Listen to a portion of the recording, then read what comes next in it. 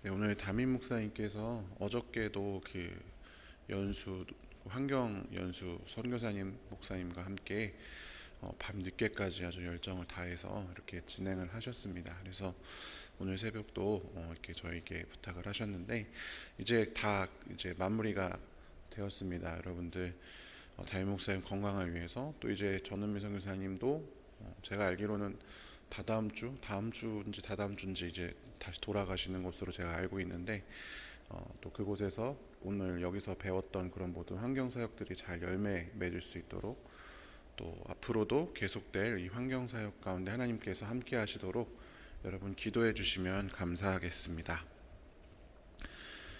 오늘 함께 나눌 말씀은 구약성경 신명기 4장 13절 14절 말씀입니다. 신명기 4장 13, 14절 말씀을 함께 읽겠습니다. 이것은 하나님의 말씀입니다. 여호와께서 그의 언약을 너희에게 반포하시고 너희에게 지키라 명령하셨으니 곧 십계명이며 두 돌판에 친히 쓰신 것이라. 너희에게 규례와 법도를 교훈하게 하셨나니 이는 너희가 거기로 건너가 받을 땅에서 행하게 하려 하심이니라. 아멘. 네, 오늘은 그동안 제가 할 때마다 물론 중간중간 다른 거 할 때도 있었지만 십계명 이제 강해를 했는데 마지막 시간입니다. 그래서 십계명 강해 총 정리하는 그런 시간으로 함께 갖도록 하겠습니다. 그래서 오늘은 자유로운 사람의 법 십계명이라는 제목으로 하나님의 말씀을 함께 나누겠습니다. 저희가 함께 지금까지 10가지 계명 열심히 공부하면서 달려왔습니다. 하나님 사랑과 이웃 사랑의 이 10가지 계명, 그리고 그 안에 들어있는 참 의미와 우리가 생각해 보아야 할 것들이 무엇인지에 관해서 16번에 걸쳐서 함께 이야기를 나누어 보았습니다. 제가 각각의 십계명 강의를 할 때마다 빠뜨리지 않았던 것이 있습니다. 그것이 무엇이었을까요? 제가 늘 이 이야기를 서두에 반복했기 때문에 또 저 얘기하네 하고 조금 지겨우셨을 수도 있지만 제가 이 두 가지 이야기를 반복을 했습니다. 첫 번째는 이 출애굽기 20장 1절 2절 나는 너희를 이집트 땅 종살이하던 집에서 이끌어낸 주 너희의 하나님이다. 이것이 전제가 되어 있는 것이다 라는 말씀을 드렸고, 두 번째는 하나님께서 우리를 선택한 백성, 제사장 나라, 거룩한 민족이 되게 하기 위해서 우리에게 십계명을 주셨다라고 말씀을 드렸습니다. 이 두 가지를 매번 반복한 이유는 물론 여러 가지 이유가 있지만 사실은 이 두 가지가 십계명 우리가 16가지 강의를 했지만 제가 많이 부족하기도 하고 무슨 말인지 잘 모르겠기도 하고 또는 이제 시간이 지나면 잊어버리잖아요. 우리가 모든 것을 다 잊어버린다고 하더라도 사실 절대 잊어버리면 안 되는 가장 중요한 십계명의 목적이자 오늘날에도 왜 우리가 십계명을 기억하고 지켜야 하는가가 이 두 가지 구절에 담겨 있기 때문에 제가 이 두 가지에 대해서만 계속적으로 말씀을 드렸습니다. 오늘 함께 읽었던 본문 신명기 4장 13절 14절은 이 출애굽기 시대에 이 십계명을 받은 이후에 한참 이제 광야 생활하면서 그 실제 십계명을 받을 때 있었던 세대가 다 죽고 이제 모세가 신명기 자체가 그런 거잖아요. 모세가 약속의 땅 들어가기에 앞서서 마지막으로 이스라엘 백성들에게 하는 설교가 아니겠습니까? 그러니까 다 죽고 그 다음 세대들이 이 십계명을 왜 지켜야 하는가, 십계명을 왜 지켜야 하는가에 대해서 설명한 그런 부분인데요. 마찬가지로 모세가 이스라엘 백성의 그 후손들에게 이 약속에 대해서 전승시켰던 것처럼 우리도 이스라엘 백성과 상관없는 그런 사람이라고 생각할 수 있지만 그것이 아니라 그 약속이 우리에게까지 승계가 되어서 우리가 지켜야 하는데, 왜 지켜야 하는지에 대해서 우리가 함께 생각을 꼭 해봐야 할 필요가 있다라는 것입니다. 우리는 주로 십계명을 어떻게 지켜야 하는가에만 집중을 합니다. 그래서 이 율법 조문들에만 우리가 집중을 하게 되죠. 그래서 그것을 왜 지켜야 하는지에 대해서는 그다지 고민하지 않거나 잘 모르는 경우가 많이 있다라고 하는 것입니다. 그런데 바로 아까 말씀드렸던 이 출애굽기 20장 1절 2절 이 구절이 우리가 십계명을 지켜야 하는 이유를 아주 명확하게 이야기를 하고 있습니다. 우리 다시 한번 출애굽기 20장 1절 2절을 세 번역으로 같이 읽어보겠습니다. 이 모든 말씀은 하나님이 하신 말씀이다. 나는 너희를 이집트 땅 종살이하던 집에서 이끌어낸 주 너희의 하나님이다. 아멘. 십계명의 서두에 나와 있는 이 두 문장, 우리가 십계명을 흔히들 그냥 첫 번째 계명, 너는 나 외에 다른 신 섬기지 말라, 이 첫 계명부터 시작한다고 믿지만 사실 그 앞에 이 두 구절, 가장 중요한 이 전제의 구절, 여기에 십계명을 지켜야 하는 이유와 목적이 들어 있습니다. 무엇입니까? 하나님께서 이스라엘 백성들을 종살이하던 땅, 이집트의 종살이에서 구원하여 주셨기 때문에 우리가 십계명을 지켜야 한다라는 것입니다. 우리가 십계명을 지키는 이유는 도덕적으로 좀 더 나은 사람이 되거나 하나님으로부터 좀 더 사랑을 받거나 좀 더 우수한 교인, 1등 교인이 되기 위해서가 아니라, 또는 십계명을 지켜야 구원을 받으니까가 아니라, 우리가 하나님과의 구원의 백성의 관계에 있기 때문에, 하나님과의 관계 때문에 우리가 이 십계명을 지켜야 한다라는 것입니다. 이스라엘 백성들은 이집트의 강제 노역과 여러 가지 압박 속에서 고통스러운 삶을 살아가고 있었습니다. 그런데 하나님께서 그 고통의 신음소리를 들으셨고 이스라엘을 그 속에서 건져내시기로 결정하셨습니다. 수많은 저항에도 불구하고 모세에다가 아론까지 붙여서 이스라엘 백성들에게 보내고, 그리고 계속 거부하는 그 바로의 이집트에게 10가지 재앙을 일으키고, 마지막에는 결국엔 그 문설주를 양의 피를 발라서 그런 상징적인 일을 행하면서 결국에는 바로의 허락을 득하게 되었죠. 그래서 그들을 이집트에서 끌어내십니다. 그런데 단순히 이집트에서 탈출한 게 다가 아니었습니다. 곧장 후회를 하고 이 이집트 병사들이 이스라엘 백성들을 쫓아왔죠. 바다를 갈라서 길이 끊긴 이스라엘 백성들을 건너게 하고 그 바닷속으로 쫓아오던 모든 이집트 군대를 수장시켰습니다. 광야의 바위 위에서 물을 내기도 하고, 먹을 것을 달라고 요구하는 이스라엘 백성들에게 만나를 주기도 하고, 고기를 달라고 요구하는 백성들에게 메추라기를 주시기도 하십니다. 구름 기둥과 불 기둥까지 이제 인도하시기도 하셨죠. 그 광야 생활에서 여러 가지 에피소드들이 많이 있죠. 불뱀 이야기도 나오고, 외부에서의 저항, 그리고 심지어 이스라엘 백성 내부에서도 다시 이집트로 돌아가자 이렇게 이야기하는 수많은 저항이 있었지만, 그럼에도 불구하고 결국에 하나님께서는 이 이스라엘을 이집트의 소나기에서 구해내셔서 자기의 백성으로 삼으셨습니다. 이 아주 강렬한 경험, 여러분 이 중에 단 하나만 우리 인생에 일어난다 하더라도 정말 놀라운 일일 텐데, 이 모든 것을 다 통틀은 그 경험이 이스라엘 백성들이 광야 생활을 할 때 있었습니다. 광야에 그 출애굽할 때 십계명을 받았을 때의 이스라엘 백성들은 이 모든 일을 다 겪은 후였다라는 것입니다. 그러니까 이 강렬한 기억, 하나님이라는 어떤 신이 이 한 이스라엘 백성이라는 이 한 백성에게 한 그 놀라운 일들은 아주 강렬한 경험을 형성했습니다. 그리고 이것은 이스라엘과 하나님 사이의 연결고리가 되었고, 그래서 이스라엘 백성들은 후손들에게 이 사실을 계속해서 가르쳤습니다. 오늘 본문에서 나온 것처럼 하나님이 어떤 분인지 아느냐, 너희는 잘 모르겠지만 하나님은 우리를 이렇게까지 하셔서 구원하신 분이다. 우리는 이렇게 불순종해서 이 광야에서 죽게 되었지만 너희는 절대 그러지 말아라 하면서 계속해서 이 경험을 이 후손들에게 이야기를 아마 했을 것입니다. 십계명은 바로 이 하나님의 놀라운 구원의 은혜에 대한 이스라엘의 올바른 반응이었습니다. 자신들을 고통과 압제 가운데서 구원해 주신 하나님의 은혜에 감사하기 때문에 적극적으로 그분의 뜻을 따라 살고자 하는 삶의 태도를 가지게 되었던 것입니다. 그렇다면 그분의 뜻이라고 하는 것이 바로 오늘 제가 두 번째로 매번 강조했던 이 출애굽기 19장 5절 6절의 말씀인 것입니다. 같이 한번 더 읽어보겠습니다. 이제 너희가 정말로 나의 말을 듣고 내가 세워준 언약을 지키면 너희는 모든 민족 가운데서 나의 보물이 될 것이다. 온 세상이 다 나의 것이다. 그러므로 너희는 내가 선택한 백성이 되고 너희의 나라는 나를 섬기는 제사장 나라가 되고 너희는 거룩한 민족이 될 것이다. 아멘. 하나님으로부터 그런 놀라운 은혜를 받았기 때문에 그에 마땅한 응답으로 그럼 하나님 나에게 원하시는 삶이 무엇입니까? 내가 하나님의 뜻에 따라 살겠습니다. 결단을 했는데 그 하나님의 뜻이 무엇이냐? 바로 하나님의 선택한 백성이 되는 것, 제사장 나라가 되는 것, 거룩한 민족이 되는 것이 하나님의 뜻이다라는 것입니다.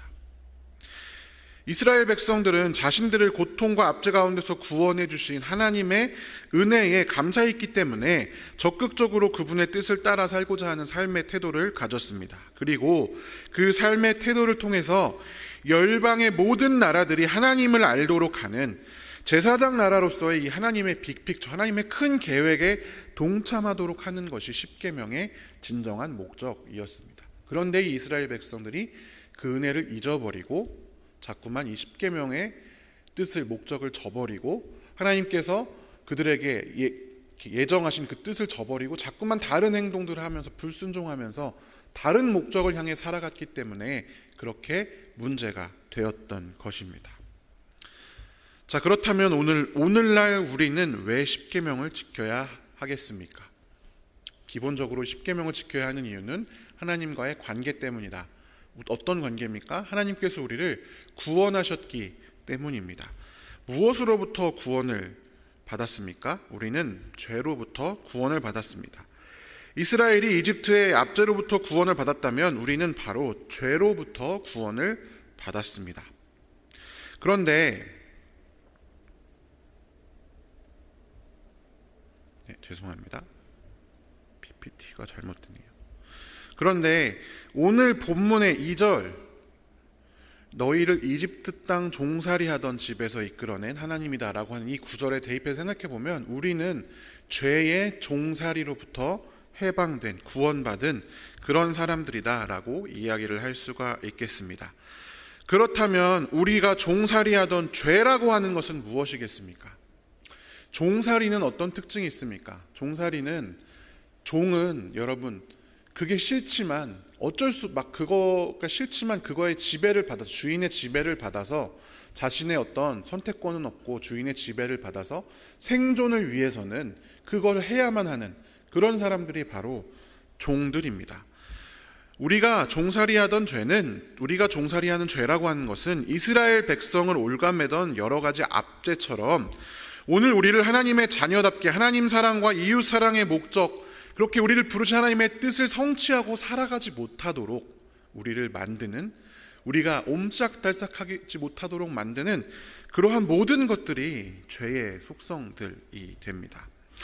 우리가 그동안 십계명을 통해서 살펴보았듯이 하나님을 하나님으로 여기지 않고 자신을 위해서 이용하려는 그러한 세상의 풍조들, 신마저도 나를 위해 존재하도록 만들려는 그러한 마음들, 더 높은 성취와 이익을 위해서 나와 다른 사람을 쉬지 못하게 하고 몸과 마음을 혹사시켜서 이득을 취하려고 하는 그러한 행위와 마음들, 마음속으로 항상 타인의 외모를 평가하고 또는 학력이나 출신 대학 같은 것으로 줄을 세우고 외모와 몸매로 사람을 대하고 연봉과 재산과 같은 외적인 요건으로 사람을 차별하고 나쁜 생각을 품고 사람에 대해서, 특별히 여성에 대해서, 이성에 대해서 성적으로 대상화하는 일들, 내 것이 아닌 남의 것을 탐내며 끝없는 탐욕으로 스스로를 몰아가며 다른 사람들을 단순한 경쟁자로 적대하는 것,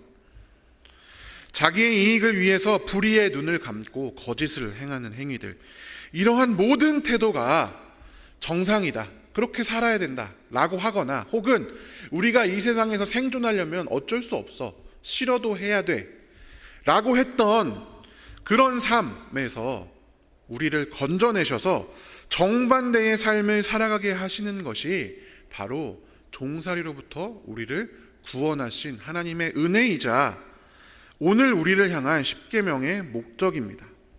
우리는 이미 우리를 이런 삶으로부터 건지셨다라고 하는 이 사실을 믿어야 한다.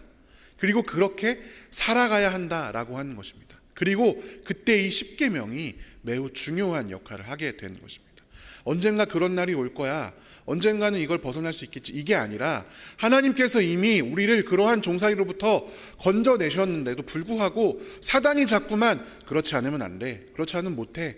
그렇게 우리를 속이는 것에 우리가 눈과 마음이 가리워져서 우리도 똑같이 그 삶에 기여하면서, 그래서 다른 사람들도 그것을 벗어나지 못하도록 하는 일들에 우리가 동참하고 있다라고 하는 그런 것입니다.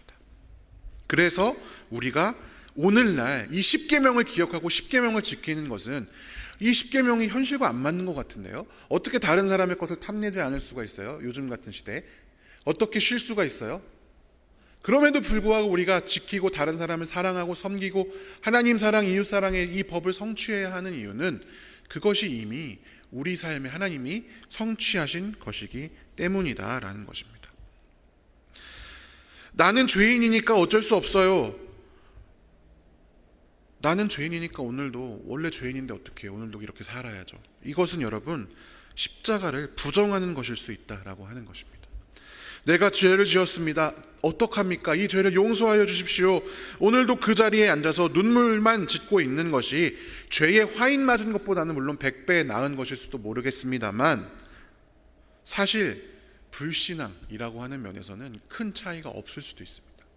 이미 하나님께서는 우리를 죄의 그 영향력에서 구원해 주셨는데 그 죄를 해결하기 위해서 오늘 하루도 그거에만 골몰하고 있는 그런 모습이 아니라, 우리가 정말 취해야 할 태도는 무엇이냐면, 나는 죄인이지만 오늘도 이 세상에는 죄가 관영해서 죄의 그런 시선에서 영향력에서 벗어날 수는 없지만, 그럼에도 불구하고 주님께서 우리를 그 죄의 종살이로부터 구원해 주셨으니 우리가 그 사실을 믿고 신뢰함으로 나는 이제 오늘도 10계명의 삶을 살겠습니다 라고 결단하고 그 삶을 살아가는 것, 그리고 그 앞을 향해서 나아가는 것, 그것이 우리 그리스도인의 삶입니다.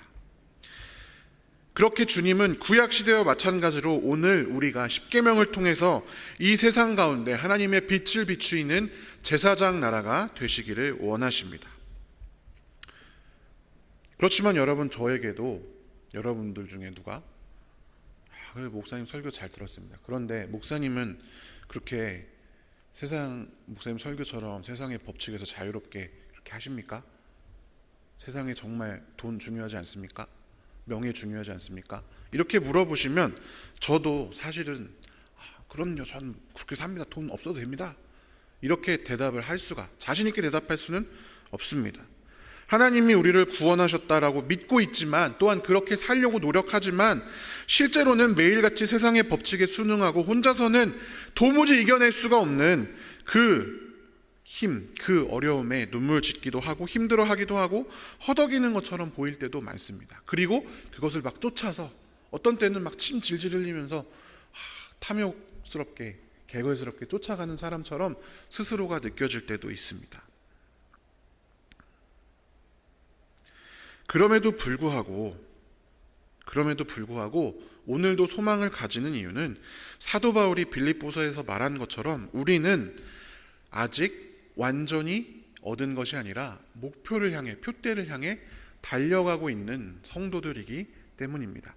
우리 빌립보서 3장 12절부터 14절까지를 같이 읽어보겠습니다. 나는 이것을 이미 얻은 것도 아니며 이미 목표점에 다다른 것도 아닙니다.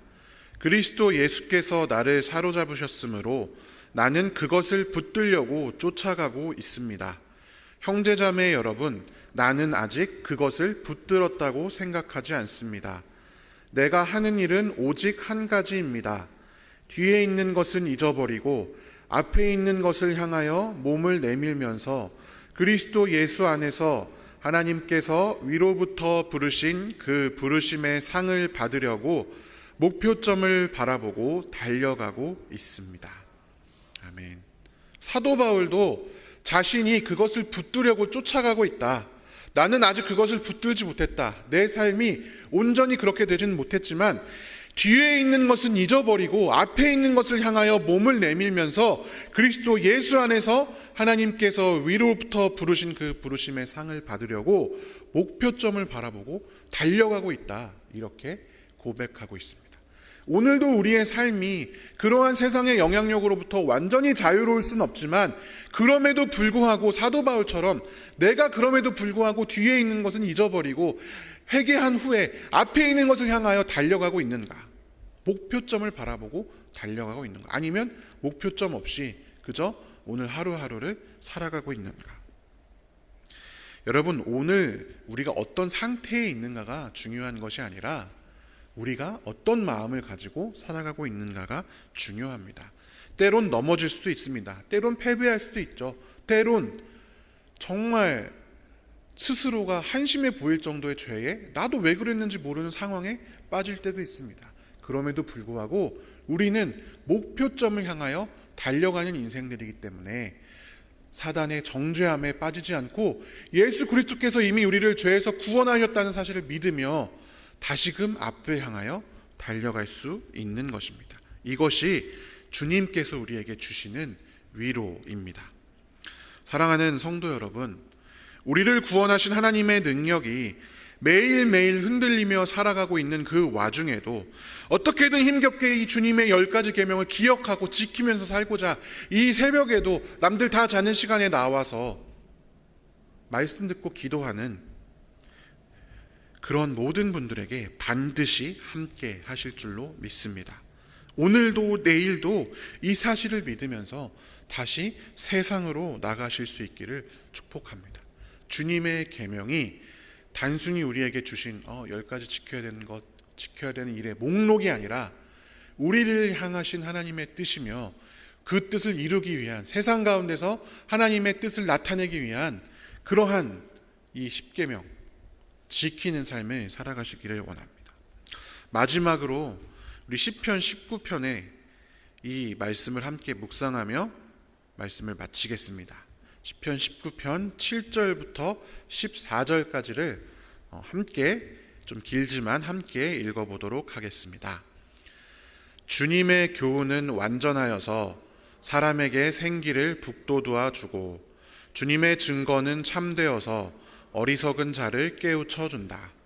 주님의 교훈은 정직하여서 마음의 기쁨을 안겨주고, 주님의 계명은 순수하여서 사람의 눈을 밝혀준다. 주님의 말씀은 티 없이 맑아서 영원토록 견고히 서 있으며, 주님의 법규는 참되어서 한결같이 바르다. 주님의 교훈은 금보다 순금보다 더 탐스럽고 꿀보다 송이꿀보다 더 달콤하다. 그러므로 주님의 종이 그 교훈으로 경고를 받고 그것을 지키면 푸짐한 상을 받을 것이다. 그러나 어느 누가 자기 잘못을 낱낱이 알겠습니까? 미처 깨닫지 못한 죄까지도 깨끗하게 씻어 주십시오. 주님의 종이 죄인 줄 알면서도 고의로 죄를 짓지 않도록 막아주셔서 죄의 소나기에 다시는 잡히지 않게 지켜주십시오. 그때야 나는 온전하게 되어서 모든 끔찍한 죄악을 벗어버릴 수 있을 것입니다.